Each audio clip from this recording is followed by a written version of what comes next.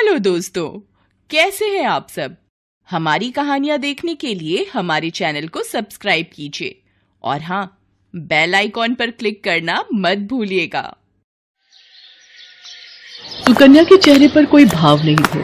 उसके कपड़े खून से सने हुए थे। चेहरे पर भी खून ही खून दिखाई दे रहा था। उसके खुले हुए बाल तेज हवा में लहरा रहे थे। उसके हाथ में एक प्लास्टिक की थैली थी। उस थैली को लिए वो सड़क पर चली जा रही थी। उस प्लास्टिक की थैली से भी खून की बूंदें टपक रही थी। उस रास्ते से गुजरते हुए जिसने भी सुकन्या को देखा, उसके हाथ पैर फूल गए। लोगों में एक अनजाना भय दौड़ गया। हे भगवान, कौन है ये औरत? इसके शरीर पर खून की ये बूंदें कैसी? अरे, वो प्लास्टिक के थैले में क्या लिए जा रही है? लोगों के मन में बहुत सारे सवाल थे, लेकिन उन सवालों का जवाब किसी के पास नहीं था। सुकन्या सड़क पर चली जा रही थी। कुछ देर के बाद वो शहर के सबसे बड़े पुलिस स्टेशन में प्रवेश कर गई। उस पुलिस स्टेशन का नाम था Mayaganj police station. Police station में उसके प्रवेश करते ही वहां भी हड़कंप मच गया। अरे कौन है ये औरत? इसका कहीं एक्सीडेंट हो गया क्या? ये कहानी कुछ और है। वे दोनों हवलदार बातें कर ही रहे थे कि सुकन्या उनके पास आई और उनसे बोली, इंस्पेक्टर साहब कहाँ हैं? इंस्पेक्टर साहब, क्या काम है उनसे? वो मैं उन्हें बताऊंगी। सुकन्या को लेकर दोनों हवलदार इंस्पेक्टर अर्जुन के पास गए। इंस्पेक्टर अर्जुन ने भी जब अपने सामने खून से सनी एक महिला को देखा तो वो भी सख्ते में आ गए। कौन हो तुम? साहब, मैं सुकन्या हूँ, मुझे गिरफ्तार कर लीजिए। गिरफ्तार कर लूं? पर किस जुर्म में? साहब, मैंने एक राक्षस का वध कर दिया है। राक्षस? हाँ साहब, राक्षस, बहुत खूंखार राक्षस। मैंने वध कर दिया उसका। तुमने किसी को जान से मार दिया? मारा नहीं साहब, वध कर दिया। अगर नहीं करती तो मैं मर जाती। उसके बाद सुकन्या ने अपने हाथों में लिए प्लास्टिक की थैली को इंस्पेक्टर अर्जुन की तरफ बढ़ाया। ये क्या है? यही है वो राक्षस। उसका वध करके मैंने इसका सिर काटकर इसमें डाल दिया है। मैंने जुर्म किया है, मुझे गिरफ्तार कर लीजिए। लेकिन मुझे इस बात का कोई अफसोस नहीं है। मैं बहुत खुश हूँ, बहुत ही ज्यादा। सुकन्या, क्या हुआ तुम्हारे साथ? तो मुझे खुलकर बताओ। सुकन्या के पति का नाम था राकेश। उसकी सास का नाम था सुमित्रा। राकेश और सुमित्रा दोनों की आस्था एक साधु में बहुत ही ज्यादा थी। वे दोनों उस साधु से बिना पूछे कोई काम नहीं करते थे। यूं कहिए कि उस साधु का ही राज चलता था सुकन्या के घर में। सुकन्या को अब भी याद है, जब वो पहली बार उस साधु के आश्रम में गई थी तो वो उसे कैसी भूखी नजरों से घूर घूर कर देख रहा था। सुकन्या, ये अधीरानंद जी बहुत ही पहुंची हुई शख्सियत हैं। ये तुम्हारा भूत भविष्य वर्तमान सब कुछ ये पल में बता देते हैं। चलो प्रणाम करो इन्हें। प्रणाम बाबा। खुश रहो और सबको खुश रखो। ये जीवन इसीलिए तो मिला है। अधीरानंद ने जब ये बात सुकन्या को बोली तो उसके चेहरे पर एक शैतानी मुस्कान थी। उस दिन आश्रम में सुकन्या की सास ने अधीरानंद को अपने घर पर इनवाइट किया, क्योंकि राकेश एक नई दुकान शुरू करने वाला था और बिना अधीरानंद जी के आशीर्वाद के वो बिजनेस शुरू नहीं करना चाहता था। देखो सुमित्रा, तुम्हें तो पता है ना कि हम कितना व्यस्त रहते हैं। आश्रम में भी लोगों का आना जाना लगा रहता है, लेकिन तुम हमारी पुरानी भक्त हो, इसलिए तुम्हारे लिए मैं समय जरूर निकालूंगा। तय तारीख पर अधीरानंद अपनी महंगी सी कार में सुमित्रा के बेटे राकेश की दुकान पर पहुंचे।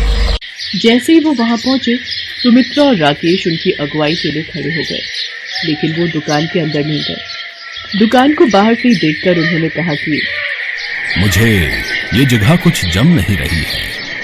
अभी यहाँ पर काम शुरू करना सही नहीं है। मुझे यहाँ एक तांत्रिक क्रिया करनी होगी, तभी ये जगह पवित्र हो पाएगी और तुम अपना काम शुरू कर सकते हो। कितने पैसे खर्च हो जाएंगे बाबा? 1.25 लाख रुपए लगेंगे। उसके बाद तो इतने पैसे तुम हर दिन कमाओगे। सारी तैयारी होने के बावजूद उन लोगों ने दुकान की ओपनिंग टाल दी। राकेश, आप समझते क्यों नहीं है? अरे, पहले से ही इतना उधार ले रखा है आपने इस बिजनेस के लिए, और अब 1.25 लाख रुपए और उधार लेंगे उस पूजा के लिए जो उस बाबा ने बताई है। सुकन्या, अधीरानंद जी ने जो कहा है वो तो करना ही होगा ना? देखिए राकेश, अपनी दुकान मार्केट के बीचों बीच है, वो तो वैसे भी चलेगी। अब इसके लिए पूजा की क्या जरूरत? तभी वहां पर सुमित्रा आ गई। क्या बात है, तुम दोनों किस बात पर बहस कर रहे हो? राकेश ने अपनी माँ को सारी बातें बता दी। उसकी बातों को सुनकर सुमित्रा आग बबूला हो गई। बहू, तुम्हें पता भी है अधीरानंद बाबा कौन है, और उन्होंने जो कह दिया वो पत्थर की लकीर है। अगर उसके खिलाफ कुछ करोगी तो हम बहुत बड़ी मुसीबत में फंस जाएंगे। अरे लाखों लोग भक्त हैं उनके। अब सुकन्या क्या कहती। 1.25 लाख रुपए लगाकर राकेश ने पूजा करवाई। दुकान तो पहले से ही सही जगह पर थी तो वो खूब चलती थी, लेकिन राकेश और सुमित्रा को लगता कि ये सब बाबा के प्रताप के कारण है। एक दिन की बात है, सुमित्रा कहीं बाहर गई हुई थी और राकेश दुकान पर था। तभी दरवाजे पर दस्तक हुई। सुकन्या ने दरवाजा खोला। सामने अधीरानंद खड़े थे। अरे बाबा, आप आइए आइए। अधीरानंद घर के अंदर आकर बैठ गया। बाबा, माँ और राकेश तो है नहीं। मुझे पता है, मैं तुमसे मिलने आया हूँ। मुझसे? हाँ, क्यों? मैं तुमसे मिलने नहीं आ सकता क्या? हाँ हाँ, क्यों नहीं आ सकते। सुनो, जरा अपने नर्म और गोरे गोरे हाथों से शरबत बना दो, मेरा गला सूख रहा है। अधीरानंद के मुंह से ऐसी बात सुनकर सुकन्या का माथा ठनका। वो किचन में शरबत बनाने चली गई। जब वो शरबत बना रही थी तभी अधीरानंद पीछे से आ गया और उससे कहा, तेरे पति का काम कैसा चल रहा है? जी अच्छा चल रहा है बाबा। बाबा, आप यहाँ रसोई में क्यों आ गए? आप वहीं बैठिए ना। अरे, हम थोड़ा तुम्हें और भी नजदीक से देखने और महसूस करने आ गए। ये कहकर अधीरानंद ने सुकन्या का हाथ पकड़ना चाहा। ये क्या कर रहे हैं आप? दूर हटिए, हटिए दूर, नहीं तो मैं शोर मचाऊंगी। सुकन्या, पागलपन मत कर। देख, तेरी किस्मत अच्छी है कि मैं तुझे भाव दे रहा हूँ। आप अभी के अभी यहाँ से निकल जाइए, नहीं तो बहुत बुरा होगा। ये कहकर उसने किचन में पड़ा चाकू उठा लिया और उसे अधीरानंद की ओर दिखाते हुए कहा, हटिए नहीं तो चाकू पेट में उतार दूंगी। तू सही नहीं कर रही है, तुझे मेरी बाहों में आना ही होगा। और देखना, तेरा पति और तेरी सास ही तुझे मेरे पास भेजेंगी। अधीरानंद की इस गंदी हरकत के बारे में जब सुकन्या ने उस रात अपने पति और सास को बताया तो दोनों उस पर बरस पड़े। अरे क्या दिक्कत है तुम्हें अधीरानंद जी से? जब देखो उनके पीछे पड़ी रहती हो, उनकी बुराई करती हो। तुम्हारा दिमाग तो ठीक है ना? ये तुम कैसी बातें कर रहे हो? उसने तुम्हारी पत्नी के साथ बदतमीजी करने की कोशिश की और तुम हो कि तुम उसी का पक्ष ले रहे हो। वो इसलिए बहू क्योंकि तुम्हारा दिमाग खराब हो गया है। पता है अधीरानंद जी की कितनी महिलाएं भक्त है, वो महिलाओं का कितना सम्मान करते हैं, तुम्हें पता है? देखो, आज के बाद इस घर में मैं उनके खिलाफ एक शब्द भी नहीं सुनूंगी। बात आई गई हो गई। इस बीच अधीरानंद कई बार फिर से राकेश और सुमित्रा की अनुपस्थिति में सुकन्या के घर आता और उससे बदतमीजी की कोशिश करता। सुकन्या जब इसकी शिकायत अपने पति और सास से करती तो वो उसका मुंह बंद करा देते। ये लोग तो मेरी बात सुनने के लिए तैयार ही नहीं है। अपनी पत्नी और बहू की बात इन्हें झूठ लगती है और उस ढोंगी की बात सच। समय बीतता गया। सुकन्या की शादी को 2 साल हो गए, लेकिन उसकी गोद नहीं भर रही थी। अधीरानंद ने राकेश और सुमित्रा के दिमाग में ये बात डाल दी कि सुकन्या कभी मां नहीं बन सकती। तुम्हारी बहू के ऊपर कोई दोष है, इसलिए वो कभी मां नहीं बन सकती। इसका उपाय क्या है बाबा? उपाय ये है कि उस दोष के निवारण के लिए एक पूजा करनी होगी, और वो भी अमावस्या की रात को।